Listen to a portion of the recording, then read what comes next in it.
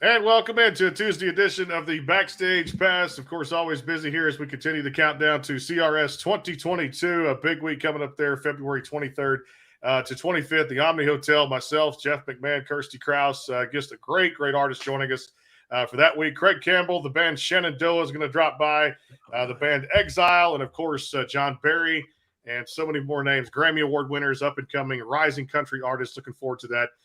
February 23rd to 25th. Brandon Morrell alongside Jeff here on the show again, presented by our good friends over at Bangtail Whiskey. If you hadn't checked them out, man, I had some yesterday. Get you a bottle there sent to your door, the Easy Liquor app, or at bangtail.com. Also, Hank Jr. Productions, and of course, MitchMax.com, the official merchandise provider of the Backstage Pass. And I always say, I love doing what I do because you never know who's going to pop on the show here. She's one of the funniest ladies in entertainment. You might remember her from the movie Anchorman and a whole bunch of other projects. She was telling jokes backstage before the show here on the Backstage Pass. The always funny and delightful Darcy Donavan here on the show. Darcy, how you doing? Good. How are you doing? How's Brandon and Jeff doing today? I'm doing good, Jeff. How are you? How are you, Jeff? Hey, I'm good. I'm just stalking some of the locals out here, my side of Nashville, over here between here and Kingston Springs. Just see who's wandering around out there. That is so cool. Well, we talked before the show that, my mom's from there. So it's a very small world, isn't it? It is. It is that. So the next time she walks into that Waffle House, because you said that they know you there, then I'll have her ask for you and your golden VIP seat. And then she will wait for you with some delicious waffles. Yep. So. Yep. They know me. We're going to do breakfast one morning. It's a big thing down in the South. That, and I mean, they don't have Crystals here in LA. I'm in LA, so I miss my Crystals, man. Those burgers, you know what I'm talking about. Oh yeah. I'm sorry, I don't like White Castle. There's something weird about their burgers for some reason, but I love Crystals. Oh my God, I used to eat like 10 of those after you go clubbing with your friends. You're like, just stop by there. They're so good. And Captain D's, oh my God. Well, you can if you come to Nashville as of this last week, Brandon will understand that we now have the option of Whataburger. Okay. Which yeah. Hey, we didn't guys, always have, but we got it now. Yeah. It is. I mean, people ask me, sometimes I feel like I'm just too real for sometimes when, somebody asks me something at the Oscars or somebody interviews me. Because, sometimes, I don't know, I feel like they get real snooty. Oh, I go to Parlez-vous Français, and that's why I get my crepes. And I'm just like, I love, good cheeseburger, man. I love good cheeseburgers, and they're in and out. It's awesome. It's huge here. But, you can't beat, I'm telling you, the Wahlburgers are awesome. And I am a cheeseburger connoisseur. And I went there, and OMG, they have a hit on their hands. I mean, the fries, the truffle fries, did you get those, Jeff? Have you been there yet? You didn't get them? Nope. You got to go back. You got to take Brandon with you. You got to go, and you got to do that. I don't take Brandon places. I will take you with my family. We will go down there ourselves. But I mean, I'm telling you, it is the delicious cheeseburger. I am not kidding you. They did good. They did really good. It's delicious. I'm looking forward to that. We're going to talk a lot of food in this show too, no doubt. Hey, tell me about this. I love this. We're going to talk Anchorman and a whole lot more musically, the new album, tour, things like that. But I want to kind of start at the beginning. Kind of when did you know at that early age you wanted to kind of do this thing with entertainment? Then after, I guess even before maybe Anchorman, and then right there with Paul Rudd, Will Ferrell, and that great cast and one of the greatest movies of all time. When did you kind of know you were going to take acting and I guess become an actress and then branch out into music? Tell me how it all started.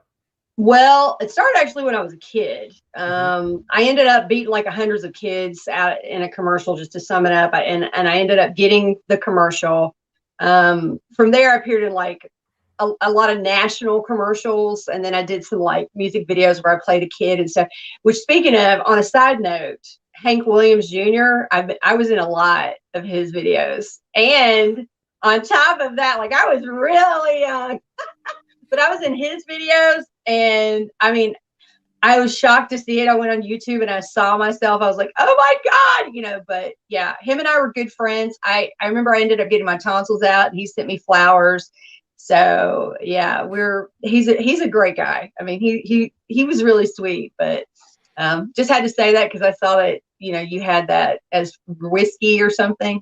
Yeah, Bangtail Whiskey is pretty good. We've had them guys for a while now, and it's a good whiskey. You can mix it with anything, Darcy. It's I'll have to try it because fantastic. my mom's remedy to everything is take some whiskey. So I tell my fans that, and they're like, your mom's not right, because she's like, I'm like, Mom, I got to call. I'll have some whiskey. Oh, I don't feel good today. I'm feeling kind of depressed. I'll have a shot of whiskey. It'll liven you up. She told me to take some whiskey. I had a red carpet interview, and she told me to take a thing of whiskey before I go. She said, "Oh, that'll make you feel good." I'm like, Mom, what the heck?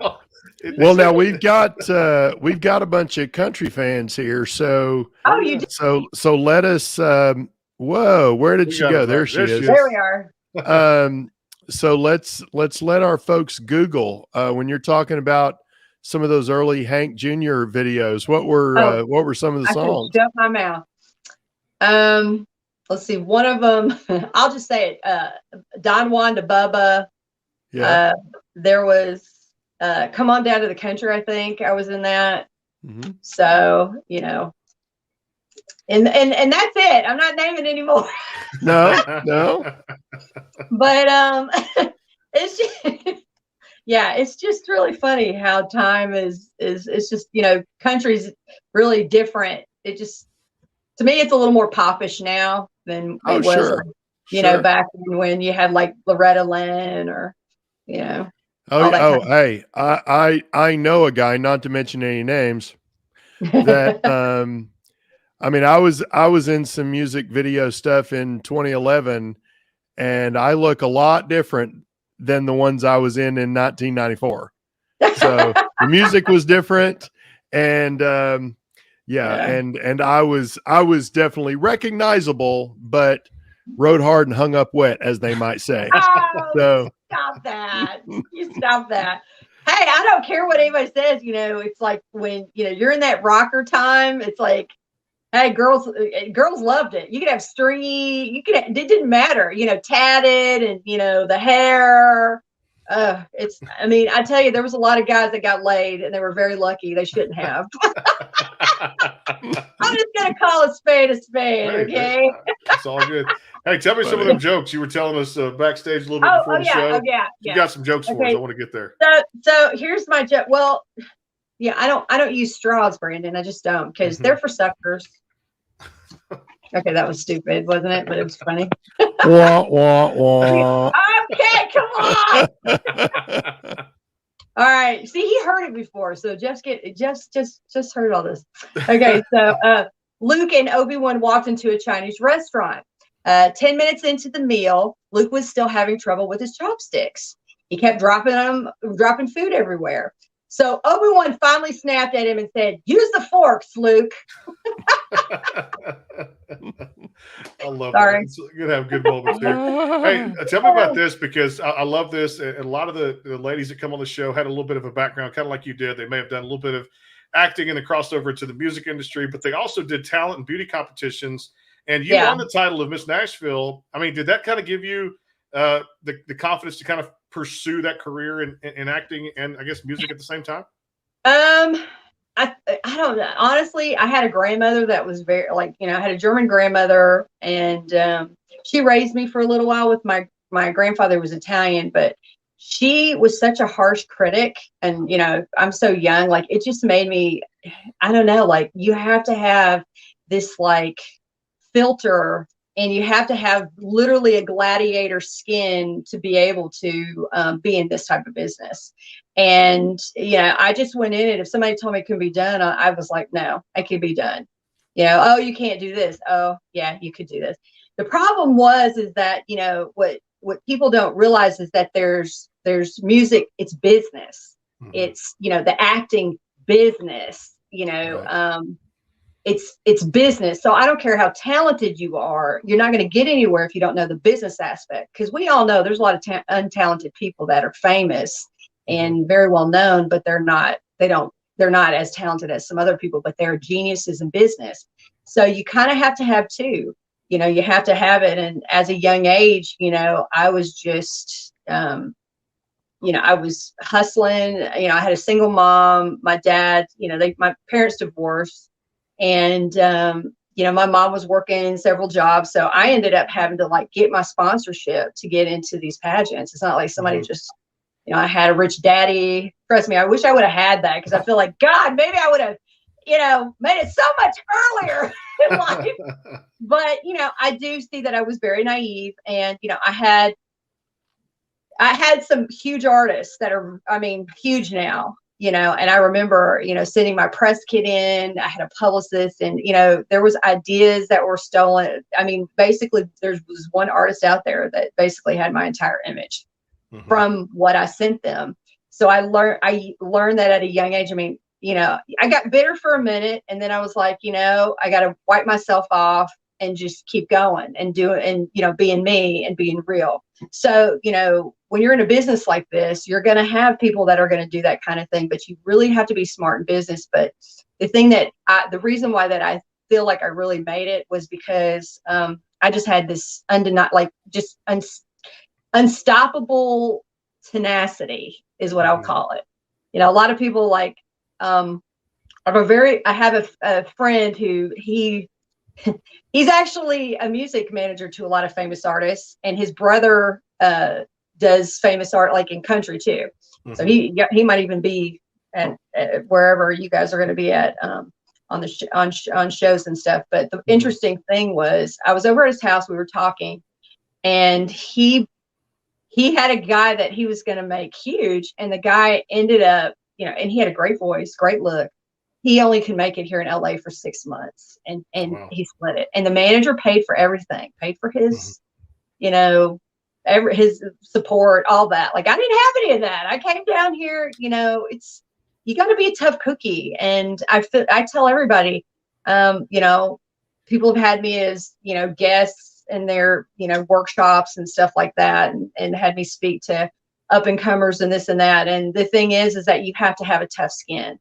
You can't, you have to have your own identity, but you also have to know business, because if you don't, you're gone. So that's kind of how I started, just being in the pageants, being smart and trying to navigate my way. Well, and you talk about being tough, and I think that's part of it, certainly, but I also think that, to your point of, maybe you would have made it earlier if you had some kind of backing that some others have. I'm always questioning that idea, because I feel like if you're not geared to do all the work that is required to find time for those creative pursuits, you're not going to be able to handle the work that's required when you make it, because it doesn't get easier. It's just the work changes. But, the one thing is, though, when you have parents or you have people that are like, let's put it this way, Jeff. If you have a daughter, or if you had, somebody with you, and you just kind of, say, hey, you're going to a whole nother city, you don't know anybody, you're going to go out there, and, dealing with, men in general.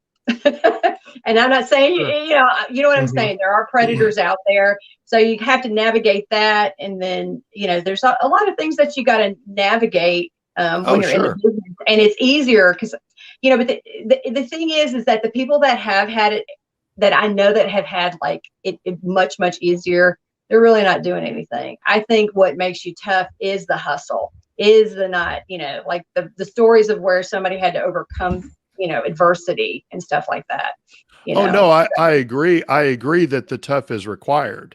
I'm just saying you have to be tough with the confrontations that you wind up with from doing the work, but you first have to be ready to do the work. And if somebody's just going to write a check so you don't have to do that extra stuff. Oh, that happens all the time, though. And I know. You don't hear from those people, but that's why I was saying, because when somebody's self-made, I feel like that really, can help you, because, the way that I dress, the way that I look, all my stuff is I was self-made. It wasn't like, hey, people look at me and I was like the exact opposite of Paris Hilton, So, my mom, she dealt with domestic violence, and I got caught up in that and, sexually abused by the person.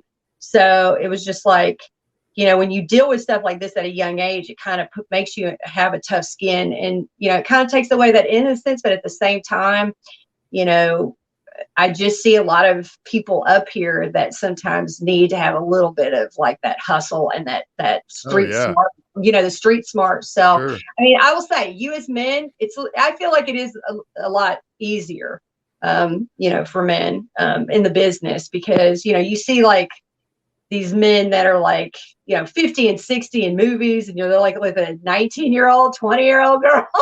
And, men have it a lot easier. I mean, you've got people that, like George Jones. I mean, you have country stars that, Garth Brooks. I mean, but then that's the one thing I love about country, is because I really don't feel like there's ageism as much as there is, in like the pop rock, which, and in a lot of other, I don't know, cultures and stuff like that, that like in Europe, they don't care.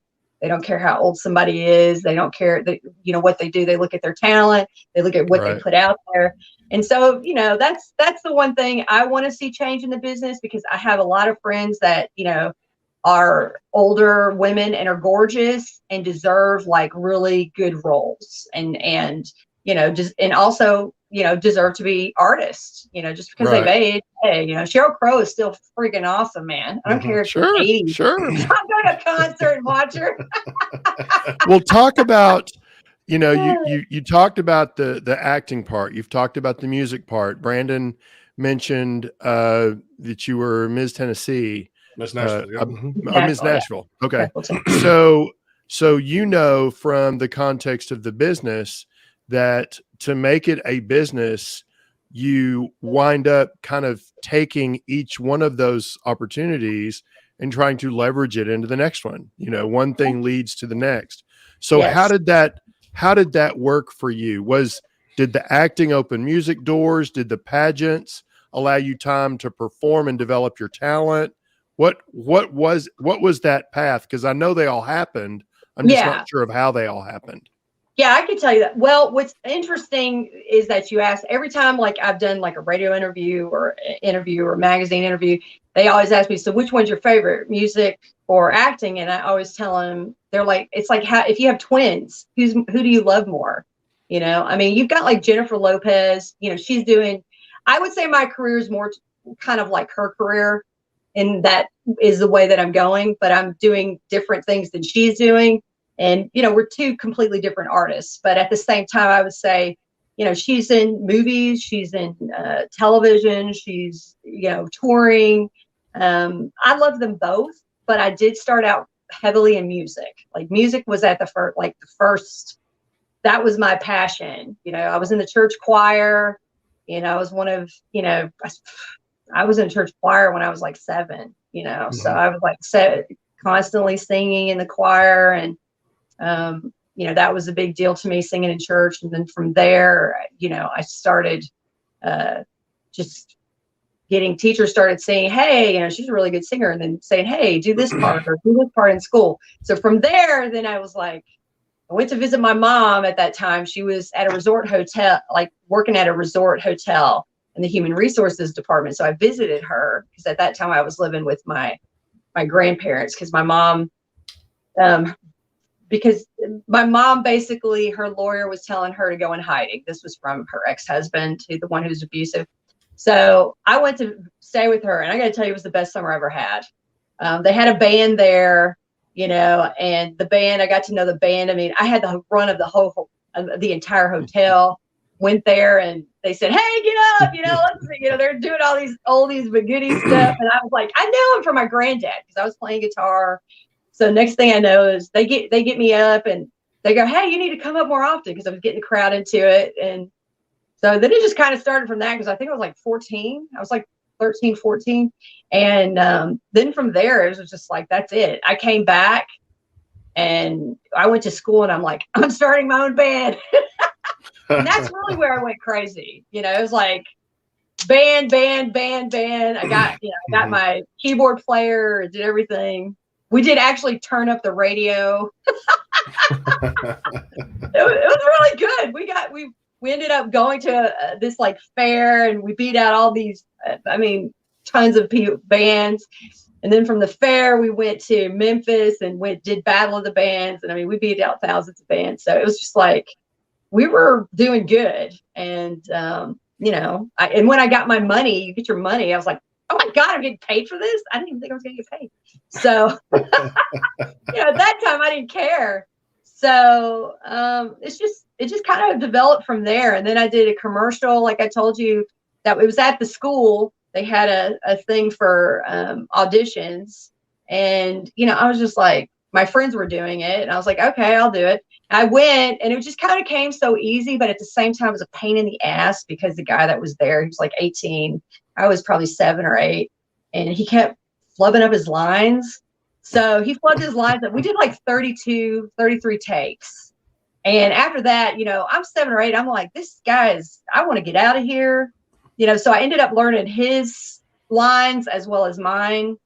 And to this day, I could just rattle them off. But anyway, it was just one of those things where it's like, okay, this is great, but let me do music. Music ended up being one of my talents for pageants. And then from pageants, I started doing, modeling, and then it just kind of led from there. And then I had a record deal in Nashville. Actually, Amy Como was on it, Toby Keith and Shelley Wright, and they were, in a major, at a major label. Well, that label ended up folding. I'll never forget it. We were on Music Row celebrating with my business manager. Everybody's like, oh my God, I got signed.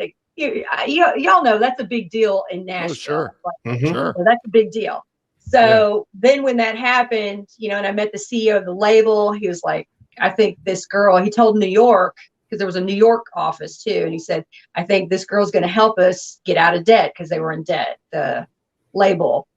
And so I was excited. So, I was coming actually before Shania Twain. So at that point there, during that time, she was on the scene and stuff. And, just things started happening, and I ended up just being so excited. Next thing I know, like 3-4 days later, it was all over the news that they shut down.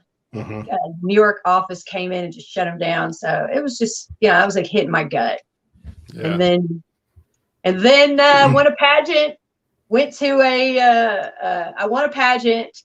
They ended up giving me a thing to go to modeling and stuff like that. And I got a free thing to go to this big, this big celebrity actor coach. He was doing his thing, and the guy was on. I love him to death. He was on All My Children for a long time, and Alan Dysart. He's in Nashville, and people know Alan. Yeah, he was actually the one that was the catalyst for me to come here, because Alan, I went in, I was just playing it for fun. He did some heavy scenes with me, and then he goes, I've heard your music, you're really good. He's like, but you're a natural actress. You need to go to LA and pursue. And I didn't think anything. I was like, what? I didn't think I was that good. I was like, so I showed my boyfriend at that time, and he had his friend over, and I said, listen, this is what my coach said. I said, can you guys look at this tape? And they both were eating, and then they just kind of, their mouths were open, and he said, this is really good. You've got a natural, we need to go to LA. And so at that point, he had a friend that moved there for some business. And so then he's like, well, let's go and visit. Fell in love with LA.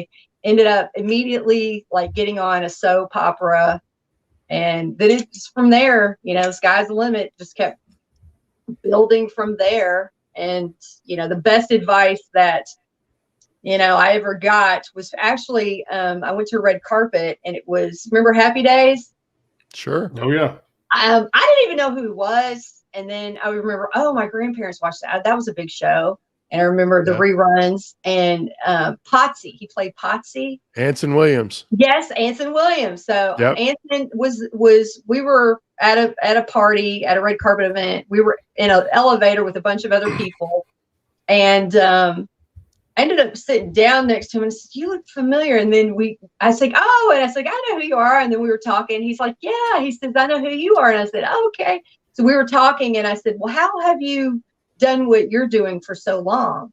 And because he had some other businesses he was doing, and the thing that I was mesmerized by was just what he said to me, and I will never forget it. He says, "You use the acting." He goes, he used Happy Days as a leverage, for him to do other businesses and companies. So he's got companies that are thriving today and making a lot of money, which, the more research I did, Bob Hope was huge. He made more money off real estate than he did in his acting career. And you got to think he's done a lot of stuff. So it's just, you use that kind of, if you use your fame or you use your celebrity to do good or to at least, expand upon things, then you have, I feel like, you can actually pick and choose your product, what you want to do, your films. Cause a lot of people that I've worked with that are very well known, they, take their money and they throw it out, or they'll just buy a Lamborghini, they'll get 2 houses, or they'll get, their future ex-wife. Right. So they have to throw all the money, and then next thing you know, they can't pick they just take whatever comes along, but then it dilutes their brand. So, that's the thing is, I've been very picky about what I do. There's times, I'd rather have I got offered a big, huge role in a film that didn't do as great, but then I got a smaller role in Anchorman, but that did huge. So it was like, it was a good call on my business manager at that time. It was like, you should do this, don't do this. And, I beat out some pretty big names. So I was like, yes, it was, when I got the call, I almost crap my pants. I was like, I'm so like, what, really? Oh my God, and then now Adam and I, the director, I consider him a good friend. He's a super nice guy, sweet. And, I think the world of him. I think he's one of the best directors in Hollywood and the way he handles talent and everything. So I was going to ask you about trying to make that short, but you're good. No, it's all good. I still want to ask you about that. And of course, favorite character to portray and why. We're going to take a quick time out for the sponsors, Bangtail Whiskey and MitchMax.com. We'll come back with the great Darcy Donavan here. It's the Backstage Pass. We'll be right back. And, of course, hey, new album and a tour coming up for Darcy. We got to talk about that a whole lot more here on the Backstage Pass. It's Brandon Jeff. We'll come right back. Hang tight. The Bangtail pour is comprised of a sweet corn mash base. The front has a subtle sweetness and not too sharp. It has notes of a medium char or white oak for a smoky flavor in the middle, and the tail has a super smooth and warm finish.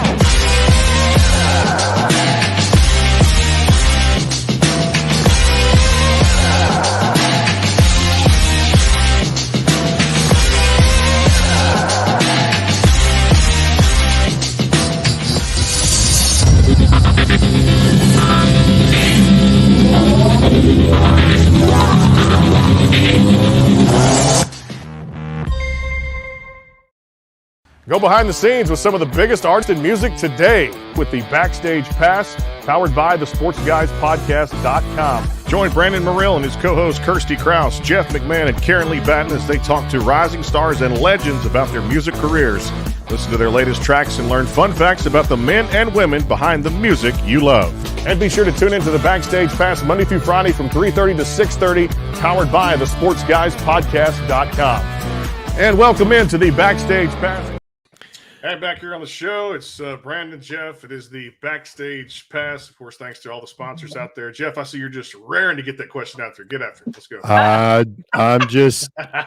I'm just saying, for the sake of the audience, we all heard that first joke she told us at the beginning of this interview about people that use straws. Yeah, we did. And then, wait, and then what did you have a joke? and then what did she do? What did she do as we went to commercial break? She took a drink out of her glass with a straw. I sure did. I know you did. May the forks be with you. With you too. And let me ask you about this because I loved a song you did called "It's My Life." It was a single. It charted in the top 100 for dance Billboard charts in 4 countries. I mean, when you got that news, how exciting was that? And I guess the reaction when you first found out. And now you got some cool news for your fans out there too, because looks like new music's coming out. I know you mentioned a tour. Tell us all about this. Okay. Well, let's see. Which question first, Brandon? It's all right. Let's start with "It's My Life" because I think that was it did chart in that dance Billboard charts in 4 countries. And tell me about that. Well, "It's My Life." I wrote it, because I just kind of wanted to put something out there that was more of what I was doing. I did have, another song, "Super Bad," that landed on the Billboard charts, and from that, I did more of a rap, like a rhyme rap, and I think people were taking, like, what did she do? That's crazy. And then when I came out with "It's My Life," I was just shocked at how the fans went nuts over it. And, did a music video. And then, when I found out, that it was on the charts, I was absolutely like, wow, it's just like, you keep going and going and going, for your dreams and when you get that good news, I mean, you guys got to be around me when I get the good news. I think you would be like, what the heck? She's like a chihuahua on crack here. I mean, no whiskey in me. I'm just like, woohoo! I'm like, and then I do all kinds of silly stuff. I'll be like, oh my God, look at my little mouthy. Let's go. Yeah. That's how I get. So I get a little crazy. Let's just be clear, Darcy. We don't have to be around you when you get the good news. Yes. If we're around you, don't like bad news. You know how kill a messenger? It's like a fart in church. Nobody wants to be around you when you're I heard some bad news. They're like, oh, get away from me. I'm just saying, Darcy, if we're around you, that's the good news. I'm just saying. For us, it's the good news for us. I echo those sentiments. I do, no doubt. Her smile is contagious, Jeff. That's where it's at right there, So that's where it's, we just know we're having a good time, Well, hey, tell me about this. A new album, a tour. This is exciting for you being back out there. I mean, COVID's been tough on everybody, and people have had to reinvent themselves as an artist, as an author, as whatever their profession is. But for you, you're getting ready to embark on some pretty cool stuff. Well, I have to say everything is, perception, and, you can look at something like, oh, this is terrible or this is great. I mean, the one thing about, the pandemic happening, I mean, obviously you hate that that's going around. It does. I feel like, I do feel like it was a time for people to get more with their families, to kind of go inward, to, be around people, because it was kind of almost a lesson to be like, you never know when it's your last time. So, you can't get so consumed with work, which that's the way I am sometimes. And I got to slow down, but been working on the album, and the music video that's going to be coming out. I don't have any dates for the tour yet. We're talking about it would probably be next year, not this year, because of everything I've got on my plate with filming and doing a music video. And we've got 2 new songs that we're working on right now to come out. And I'm really excited about that. But I will say on this show, which I have not said, on any other show, but the name of the song is "Someone New." It's very, it kind of, got that Miley Cyrus, song in the USA, something in the USA. It's catchy like that, like "Party in the USA." Yeah. And then it's got a Taylor Swift vibe too. So but it's different. So I was really excited about doing the video. I'm kind of ticked off because I wanted to get it before, February, wanted to get the music video out because there's a definite message there. You say someone new. Yeah. But, a lot of my stuff that I write about is from true experiences. And so, I mean, that's what, Taylor Swift writes about her exes and all that stuff. I mean, I write, it could be from a guy when I was 15 years old.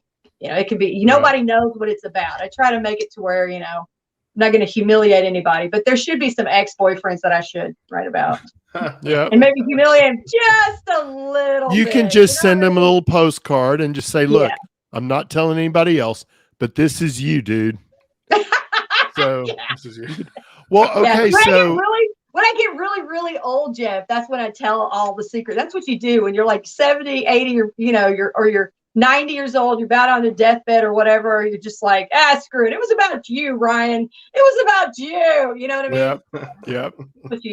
That's what you do. So well, so you've got, you've got this new music coming out, and I'm wondering kind of what your vision is for the project, because the first thing, if I was looking at all the right things, you did that initial EP in like 2008. And everything that rolled out after that was kind of one single at a time. Yes. Now is that, or is this are you going to release this as a full album project? And is there a vision for that somehow? Yes. Okay. We're actually working on that. And the one thing is that with COVID, because of the way protocols and things have been, especially here in LA, the music business, it's, what I'm doing is similar to what, Justin Bieber does, and, with his releases. And so that's kind of how I like to release things, more on a business, like that. But, I have some things that have not been done in the music industry, which I'm going to be doing too very soon. So I'm excited about that. I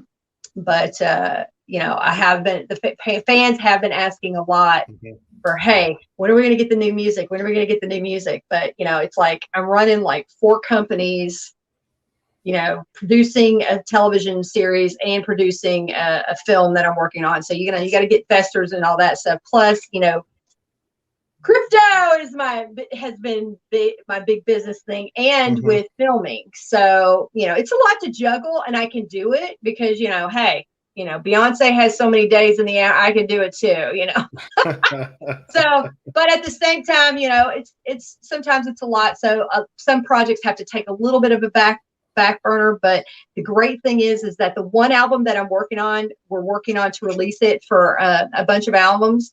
Or we're with a bunch of big artists. So we're going to give the proceeds to children with autism, because the producer, he's got a child that has autism, and just what he has to deal with. So we were like, hey, he goes, I'm producing all these big artists. Let me bring them together. Let's do something good. And so that's supposed to be released, that song. And I will say, what I've written so far, it's called Pictures of You. And it's going to be one of those songs that, do you know when I say a haunting song that just you listen to it and it's just like gets deep in your soul, or you just start crying? It's going to be that kind of song. And I'm actually excited because it's kind of totally different from what I've done before. So, you just, when you sit and you hear, you work on something, you work on a piece of art, and you're just like, oh my God, this is like, even if everybody else hates it, you're like, this is something that I'm going to be proud of for the rest of my life. That's the one song that just, came from like my gut, so I'm really, but I can't give it any more secrets away. I can't. I love you too. I already actually told you guys more than I've ever probably in any interview, which that's like not a lot, but We'll take I'm out from the South, baby. There you go. We'll take those tidbits. Thank you for telling us that on the show today. Hey, tell me about this 2013 World Peace Ambassador. Pretty amazing honor. Alongside some great entertainers, Clint Eastwood received that endorsement, of course, and an award. And I mean, what was it like to receive that honor for you? I mean, when you got the news, and just to be alongside Clint Eastwood in a sentence like that. It's pretty cool. Oh yeah, that was pretty awesome, and that actually helped me with a speeding ticket. Yeah, that's the real upside. Yeah, that is the one big upside. Yeah, because the cop was a big Clint Eastwood fan, and oh my God, that's a story to tell. But anyway, yeah, I was doing some press in Nashville, and I'm staying at my mother's house. She's got a beautiful house, and there's a little area where it's like, hey, she has her guests and stuff. So she's like, hey, you want to borrow the car? So we borrowed the car, and my assistant's driving. She did not know the speed limit is basically 10 miles an hour, and she's going 30 and 40 in these back country roads, So we get pulled over, and this guy was like, y'all don't have any cocaine in there, do you? I mean, just ridiculous stuff, I had curlers in my hair on the way there because the makeup people were going to do it. And it was like, he was hiding behind a tree, he was just came out of nowhere. But anyway, I had the book. I was, my assistant she almost starts crying because she was just she never got a speeding ticket. And the guy was so, he was so harsh, and I guess, my mom said that there's been a lot of people, they're pulling people over and stuff. And I was just like, okay. So, I told him, my assistant goes, do you know who she is? Blah, blah, blah, blah, blah. And then he shows her the book.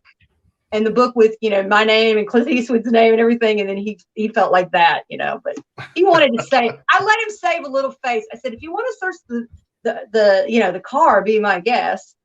So anyway, he was like, sorry, ma'am. And we went on our way. He went in actually and bought water or something and offered my assistant, and me a drink.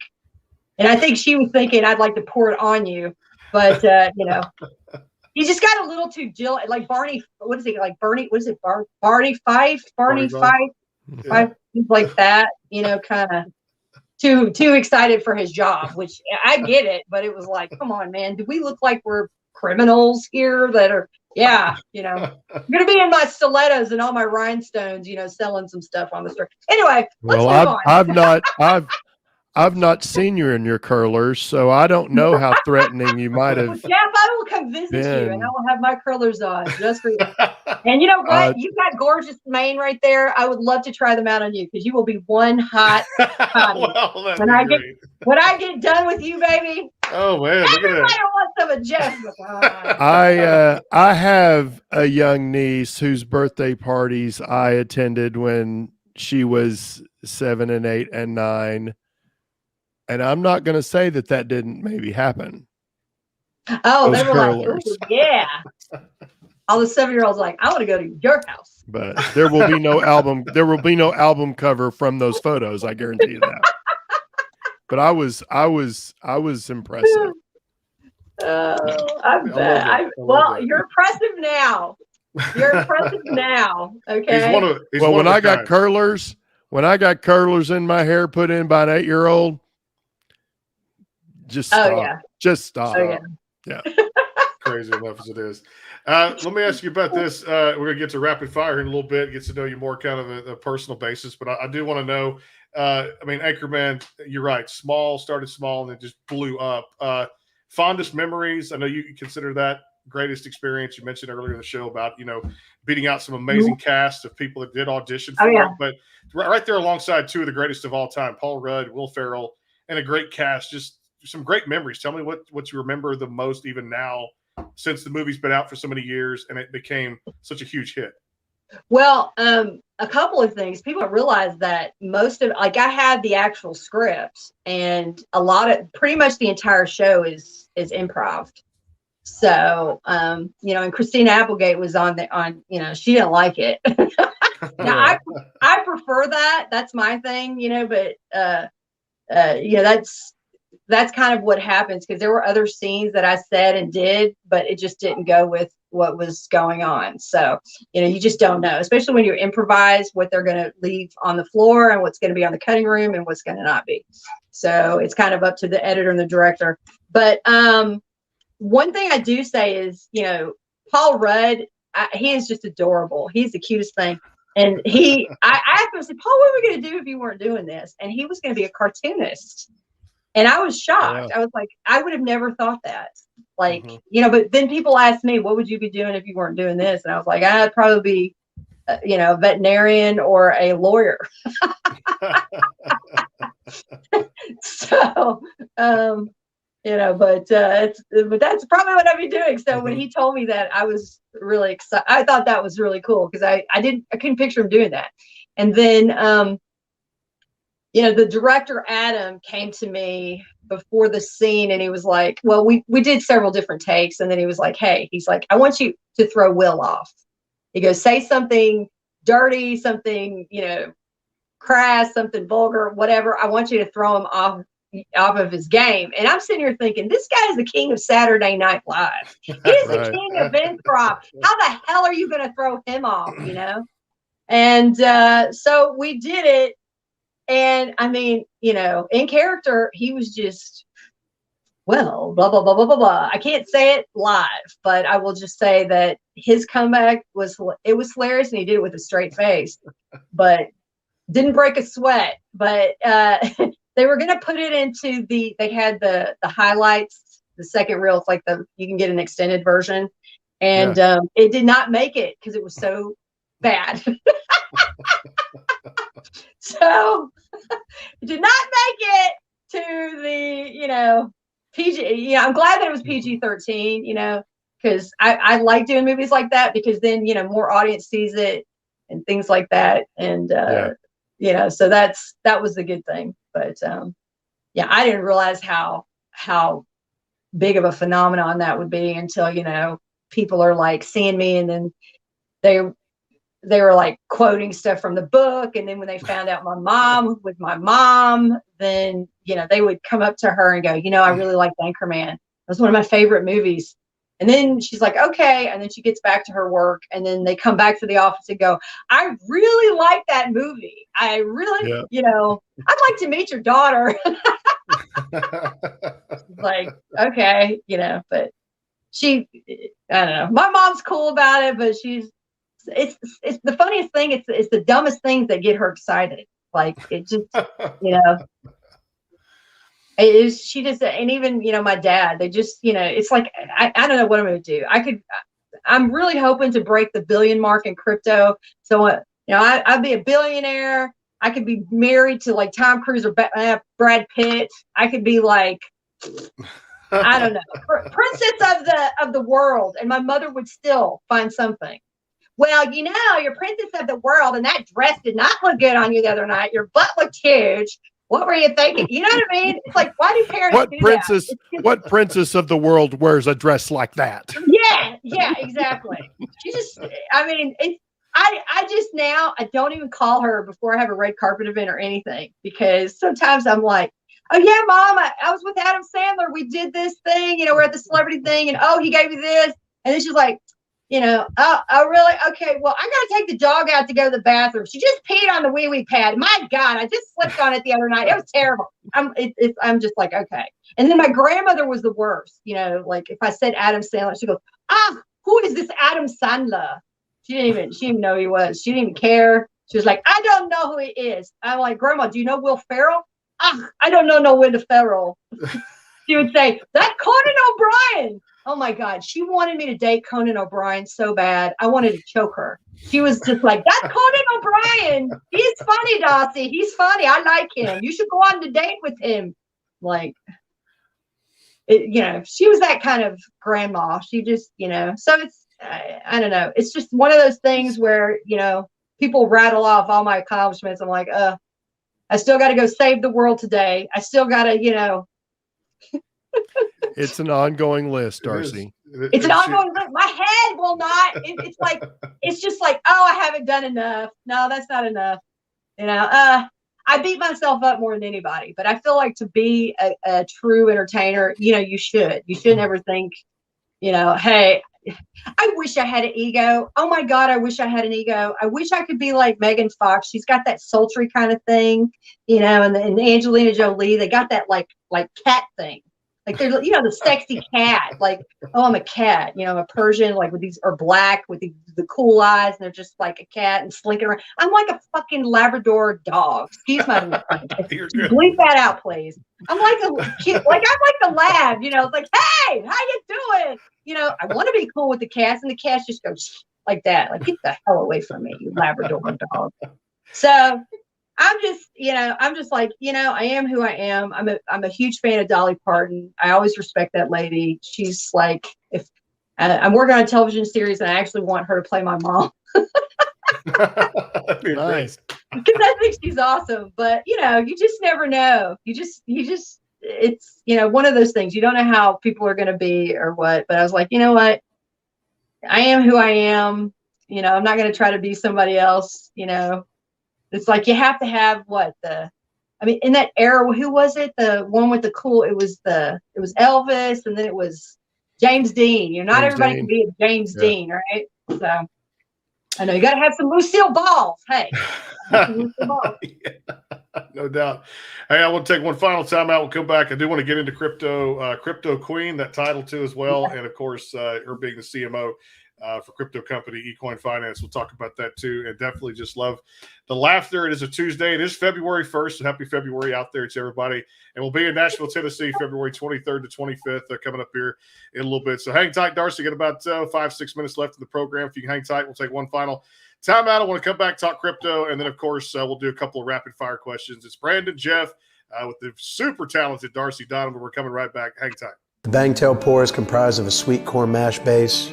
The front has a subtle sweetness and not too sharp. It has notes of a medium char or white oak for a smoky flavor in the middle, and the tail has a super smooth and warm finish.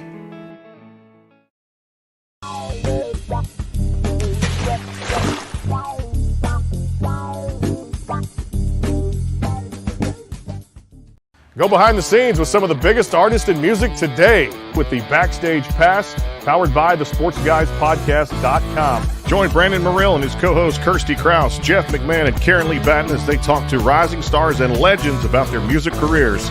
Listen to their latest tracks and learn fun facts about the men and women behind the music you love. And be sure to tune into the Backstage Pass Monday through Friday from 3:30 to 6:30, powered by the SportsGuysPodcast.com. And welcome into the Backstage Pass. And back here on the show here with the great Darcy Donavan, of course, here wrapping up a Tuesday here on the Backstage Pass, Brandon and Jeff. And, of course, coming up here in a few weeks, CRS in Nashville, Shenandoah and John Barry and a whole host of others will be joining us there on the great media room at the Omni Hotel. And, of course, Jeff, we're going to have breakfast one of those mornings at the great Jeff McMahon Waffle House there in Nashville. So looking forward to that breakfast. Well, I'll say breakfast will be good, but I'm going to get whatever you get plus the coffee, right? So it will definitely be breakfast. We will be working for the rest of the time, but yeah, I mean, I'm just thinking, breakfast with Darcy or her mom, Darcy and her mom, that could be fine. But now I'm sitting here thinking about going out in public with you. I'm like, oh mercy, they know me there. I'm gonna have to be careful.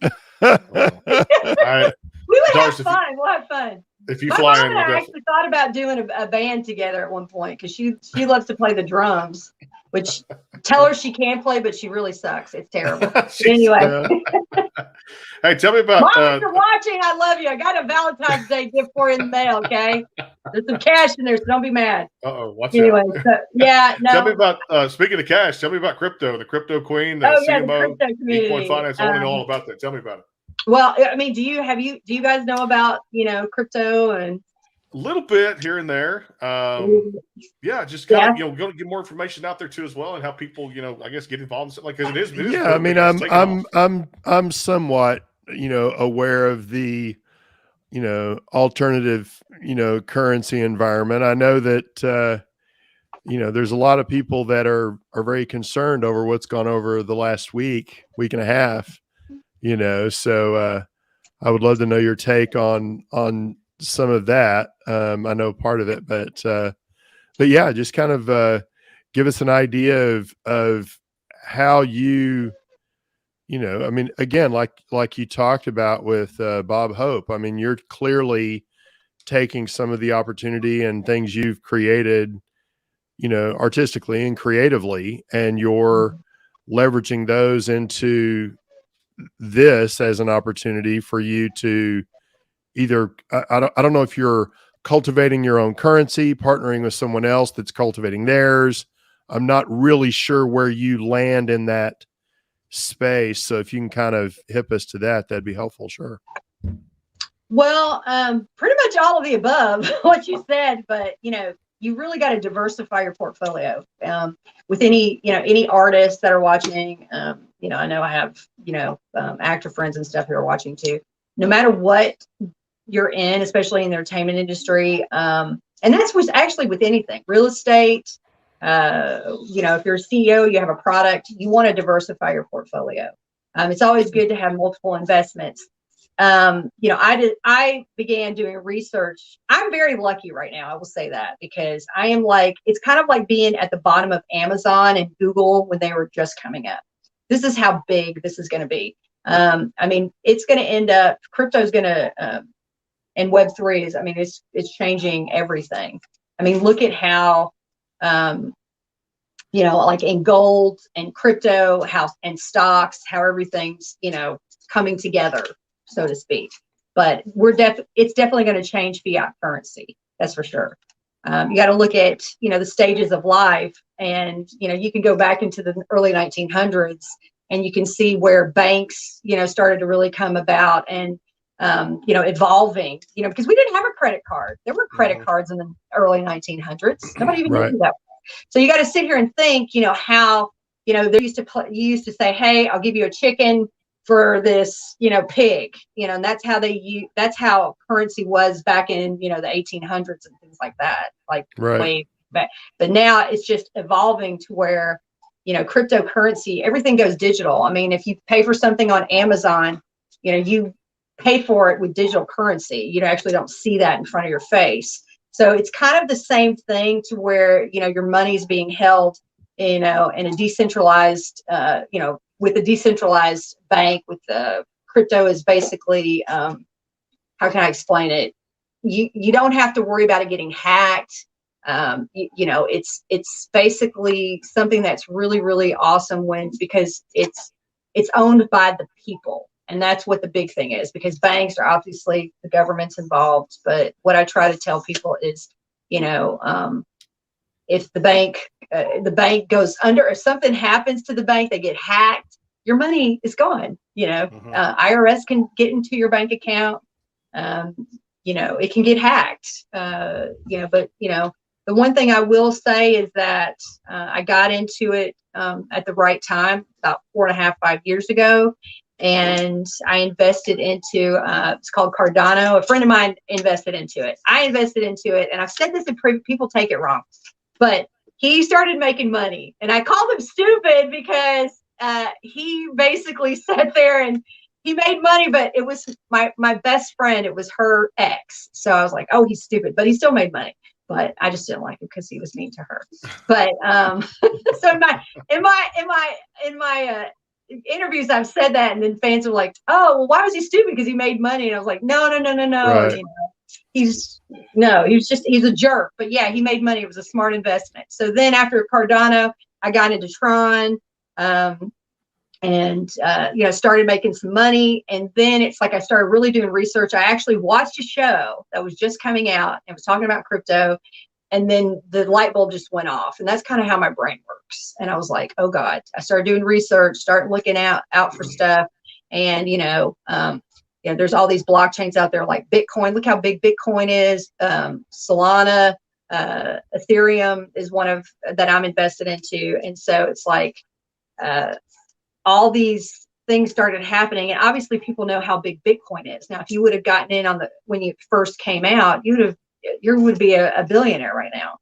And that's happening every day. One of the companies that I work with, SafeMoon, they had somebody that was a first-time investor, ended up, I think it was like $600. And yeah, $600. And then he ended up having an accident, was there for a year, like in the hospital, went into a coma, came out, and he's like worth $64 million. So, that stuff happens all the time now. Right. But you know, So Brandon, going into a coma is not your investment strategy. no. That's not what we're But suggesting that's here. the upside if you invest and then it just sits there. I was going to let Darcy that's why give me you want to the. invest. I was We'll going to let talk Darcy about- give me the right hook in Nashville, Yeah, and that yeah. way I can drift off. Yeah. into it. There you Well, go. Yeah. explain this, Darcy, because I don't know exactly what I'm talking about, but you'll understand the question. In the same way that there were not credit cards, in the 1800s, like you're saying, Right. those exchanges were based on community transaction. Right. In the same way that, George Bailey was trying to explain to the people at Bailey and Sons in It's a Wonderful Life. Well, we don't have the money here. Your money's over in Bob's house and Bob's and it's all done that. And a lot of these cryptocurrencies, as I understand, are those transactions can happen because they exist within digital communities. It's not just that it's digital.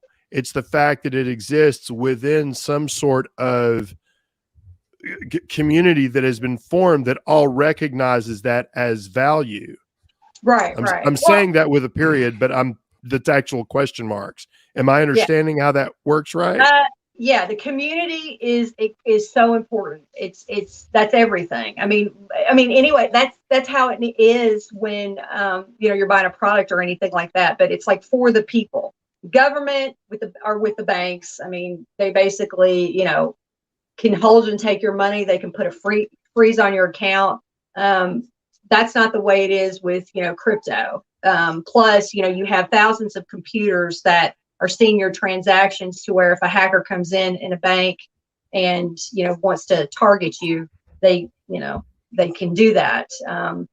As brands grow, as with anything, I mean, it's just there's more and more countries. I mean, India, everybody all across the world, they're starting to see cryptocurrency as to take the place of fiat currency and everything. And there are other coins that called stable coins. They are backed by assets, like the dollar and like in gold.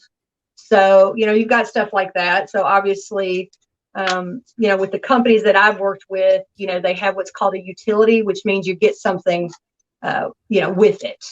Right. And it's like getting a McDonald's meal, but you get the toy too, So, Sure. but I'm currently right now the CMO of a token that has a wallet and a debit card, and you can buy anything worldwide. That's what's so awesome. So as long as you have eCoin in your wallet, but it's called eCoin Finance.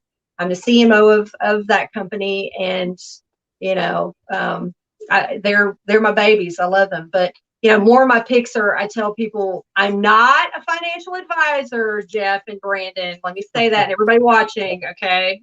I just want to make that clear.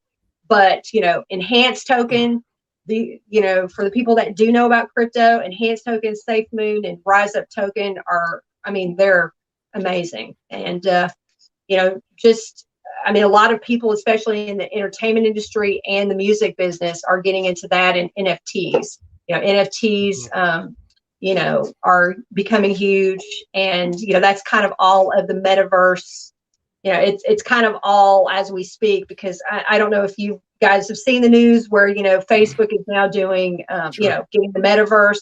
I mean, people are paying lots of money. I mean, some guy paid, I don't know, $100,000 or $50,000 to be next to Snoop in the metaverse. So it's like, there's all these different things that are happening, and we're kind of like at the very beginning. That's why, if you want to look into it, NFTs are selling for like $450,000. Some people are buying them for $1 million. So, I think crypto, to me, from what I've seen, I tell people it's like if you're going to Vegas, you take that money, you put it in there, and you invest. So Jeff, Brandon, you guys come to me, and I'll make sure you're taken care of. Oh man. Well, so your Vegas example is similar to what someone would say if you're going to try to play the stock market. Don't Yes. put everything there. Now, Yes. what about, you're drawing the distinction between crypto and government currency. Right. Now, if they are completely separate,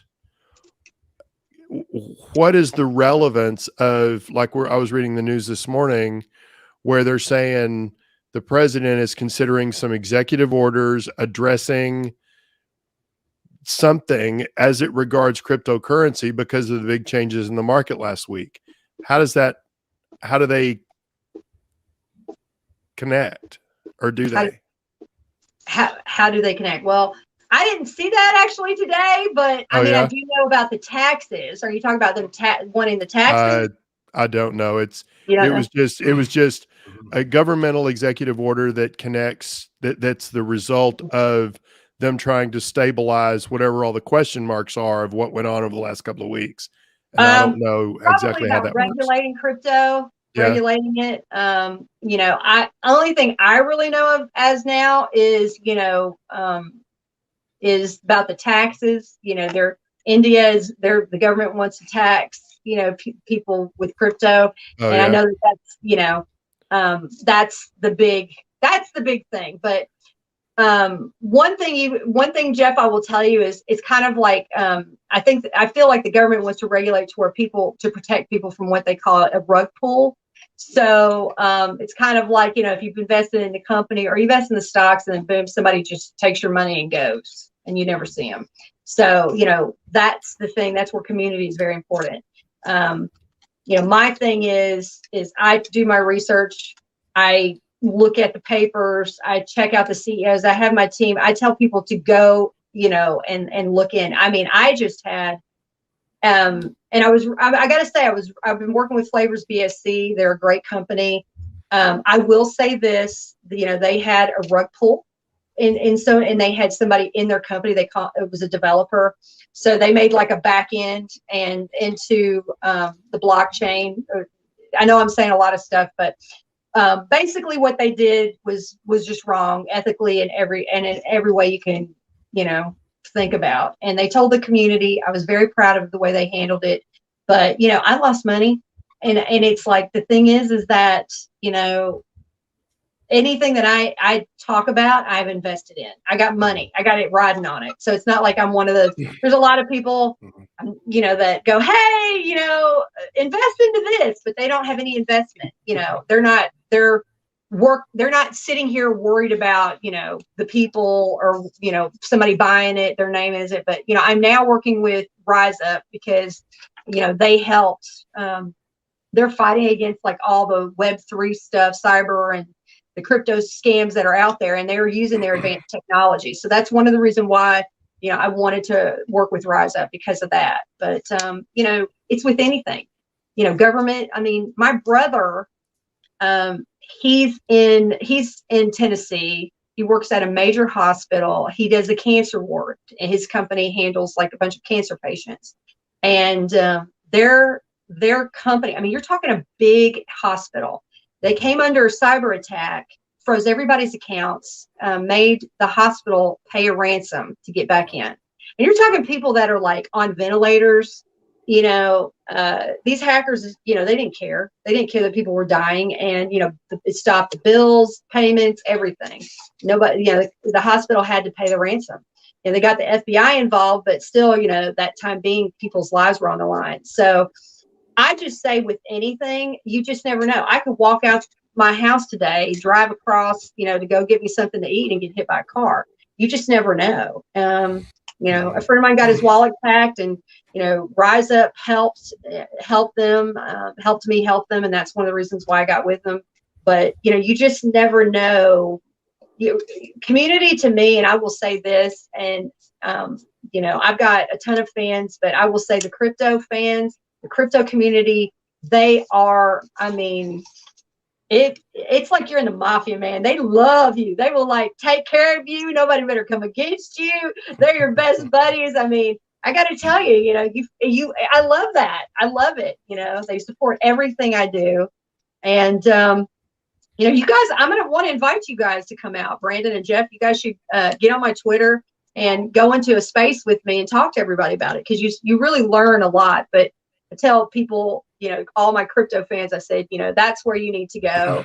And that's kind of how the name Crypto Queen came out. The fans were the ones who did it. I don't really name myself, and the media got a hold of it because I was working with eCoin Finance, and then people kept hashtagging me Crypto Queen, and then boom, just happened, and they put a face to the name, and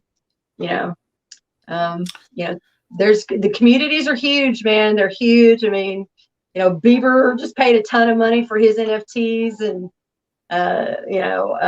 Eminem just paid $450,000 for one of his board ape yachts. I always get it wrong. It's just stupid. I don't know why.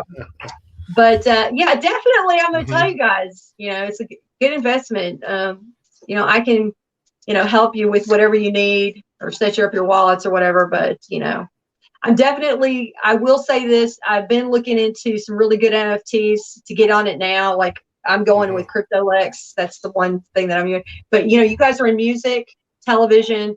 You can set everything up to look into NFTs for viewers, anybody listening.